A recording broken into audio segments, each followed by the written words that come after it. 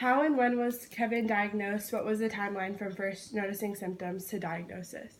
Okay. So in 2010, that summer, we'd been in on a family vacation in Paris. And when we got home, like in August, he just was having really bad stomach pains and back pains, like August, September. Mm-hmm. Then they were, so we thought it was that he had eaten something weird, maybe, like he ate a lot of strange things, like,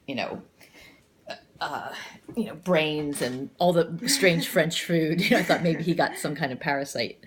But then he started having really serious pains, and we would be in the emergency room overnight. They thought maybe he had gallstones.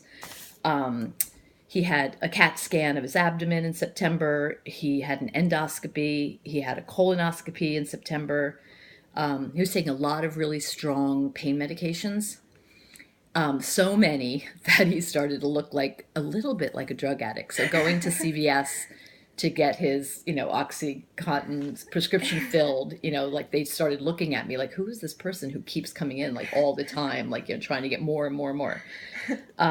He did a capsule endoscopy where they swallow a pill that takes a picture of your, your intestinal tract, like Mm-hmm. every, tenth of a second to try to see if there's something inside there.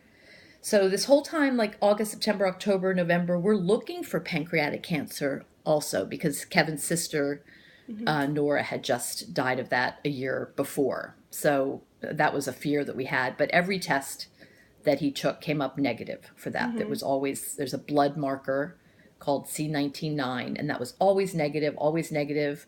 One doctor even said, well, at least you know it's not cancer.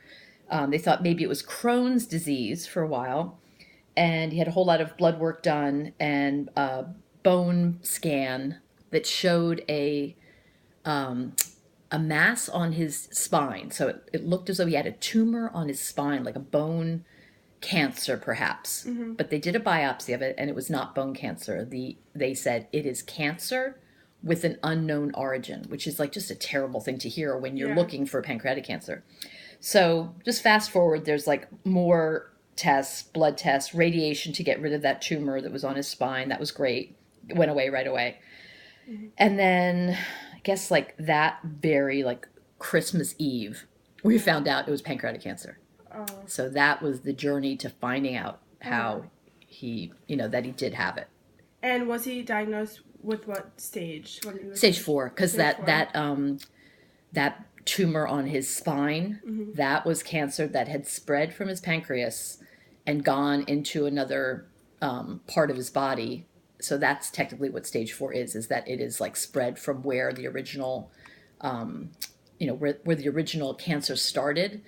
It spread. So that's bad. That means that like Mm-hmm. you're not really a candidate for the Whipple surgery, which is really the only really good, like, I won't say cure, but it's the only really effective treatment Mm-hmm. for pancreatic cancer is the Whipple, Mm-hmm. which I can tell you what that is if you want. But Okay. All right.